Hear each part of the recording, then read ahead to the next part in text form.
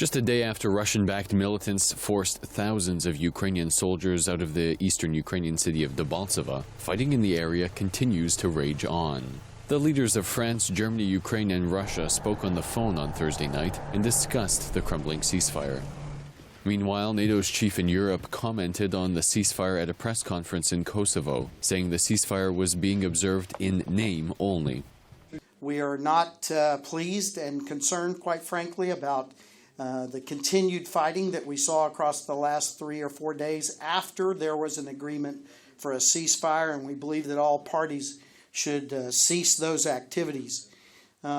We cannot judge what is in the mind of the Russian forces inside of eastern Ukraine.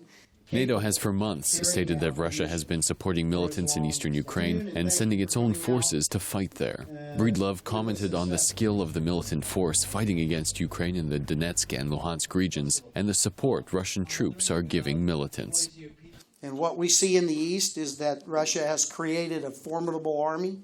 It is well armed, well outfitted, and they have supervised it and enabled it through things like artillery fire and providing air defense. And so this is a very formidable force.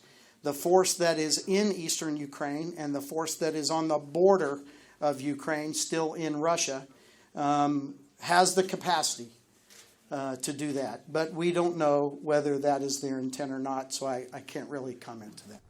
Confirming whether the ceasefire is in fact holding has so far been difficult, as Russian-backed militants have prevented monitors from the OSCE from reaching flashpoint areas. Ukraine's Security and Defense Council has now authorized a decision to call for peacekeepers from the UN to enforce the Minsk ceasefire, but it remains to be seen if they will make that call.